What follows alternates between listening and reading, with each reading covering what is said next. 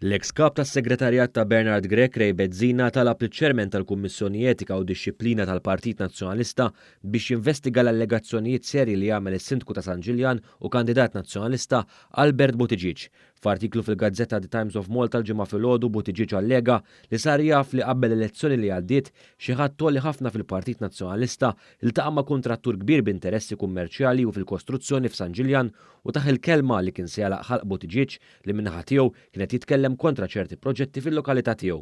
F'dan l-aħħar żvilupp il-ġimgħa filgħaxija li jimmarka episodju ieħor ta' ġlied u intriċċi fid-Dar Ċentrali, l-ex Chief of Staff tal-ex Ministru Nazzjonalista George Pulicino spara kemm felaħ lejn allegazzjonijiet tal-Albert Buttigieg.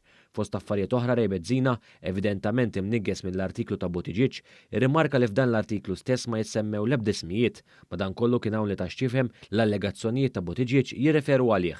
Dan hekk kif bħalma qal Buttigieg, Ray Bezzina huwa unelected official.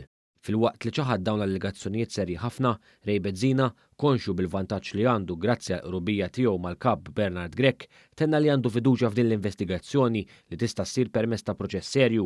Intant meta kkuntattjat mill-Malta Today fuq l-istess materja, Ray Bezzina spara wkoll lejn l-eks deputat nazzjonalista Jason Azzopardi brabta mal-allegazzjonijiet li kien għamel fil-konfront tal-kap Bernard Grech fuq is-suġġett tal-programma tal-allegat mandant fil-qtil ta' Daphne Caruana Galizja, Jorgen Fenech. Bezzina tenna li Jason Azzopardi u oħrajn bħalu li ma ġewx eletti jridu jammettu li kellhom kampanja bażwija jew li l-votanti sempliċement ma riduhomx. Hawn Bezzina akkuża lil Jason Azzopardi b'gideb. Mir-riżultati l-elezzjoni lil hawn il-ġlied fil-Partit Nazzjonalista ma waqafx hekk kif komplew joħorġu fid-der l-intriċċi li ħakmu lil dan l-istess partit li ftit tal-ġimgħat ilu kienet jaspira li jkun gvern alternattiv. Fost oħrajn kien hemm il-każ tal-kandidata nazzjonalista Doris Borg li reżenjat minn kunsilliera tal-Partit Nazzjonalista fix-Xajra u se tibqa' fil-Kunsill Lokali bħala kunsilliera indipendenti. Hija sostniet li l-Partit Nazzjonalista qasara u remija. Ivan Bartolo wkoll sar kunsillier indipendenti fil-Kunsill ta' Raħal Ġdid wara l-aħħar elezzjoni ġenerali, hekk kif spjega li l-partit li kien jimmilita fih m'għadux jarfu. Bħal Borg u Bartolo kien hemm ukoll ir-riżenji ta' Frank Psajla u martu Alessia Psajla Żammit.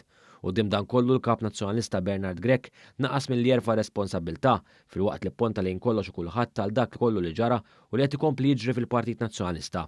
Il-ġimgħa huwa tefa' nomina l-kariga ta' kap tal-Partit Nazzjonalista wara kampanja fejn fiha għamel minn kollox biex jiskoraġġixxi kandidati oħrajn jitfgħu isimhom għall-ogħla kariga fil-Partit Nazzjonalista.